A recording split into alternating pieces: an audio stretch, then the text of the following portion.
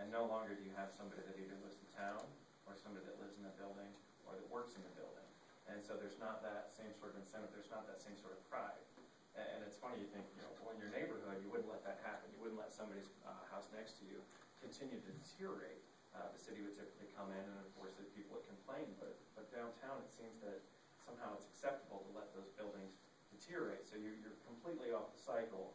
And so nobody really wants to invest because they don't see that there's going to be enough money, or they don't have enough money to maintain it, so therefore they're not investing. So you've kind of gone off this whole chart. And I think we talk so much about incentives as well. That's what you're trying to do is create incentives to get people back on this. But way too often, I'm afraid that we're stuck with people that aren't concerned for the incentive, that aren't using those incentives, that it's not enough. It seems that too many property owners that are disengaged are not willing to maintain the building, but they want somebody to come in and lease it. And fix up the space, or they would like to sell it at tomorrow's price today. Well, let's say downtown's revitalized and everything's great. I'm going to sell it at that price it's worth then. But it's not worth that now. And they're all waiting for that to happen, and so therefore everybody's sort of creating their own situation. And I think that the incentives are great and all, but there has to be another side. There has to be something that's done to get those property owners out of those properties, to either force them to fix up, or to get them to sell at the actual value of the building and not what this perceived value would be.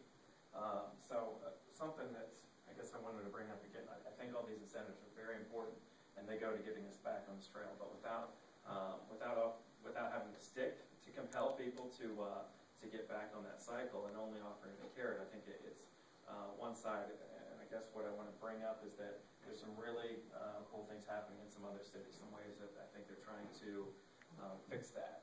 And it's Sandusky and Painesville have both created what's called a vacant property registry. And it's their way of addressing this. And it requires a property owner that has a downtown building. Actually in Sandusky it's citywide, but in Painesville it's just for the downtown historic district. But if your property is vacant, you have to sign a registry. And when you sign that registry, you have to, there's a fee to it. I think it's for commercial, it's a minimum of $800, but for every year you sign that fee doubles till at year 5. I think where it caps out like $6,400 and stays at that level. But you agree that when you sign that vacant property registry, you will submit a plan, or you will get your building leased, or you're listed with a realtor. But somehow you're taking active steps towards getting that building on the market or renovated.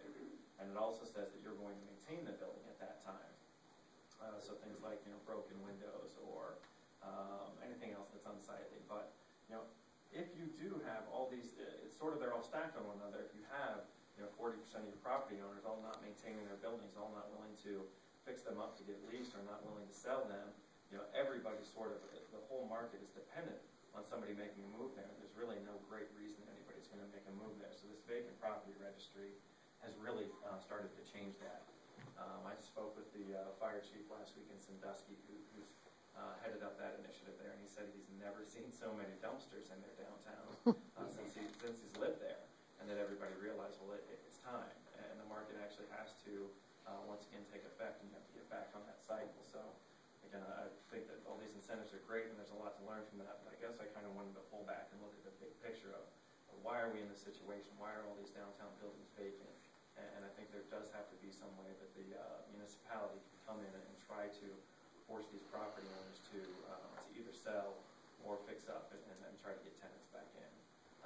It's been interesting that Lisa and I have been in a few different meetings in the past few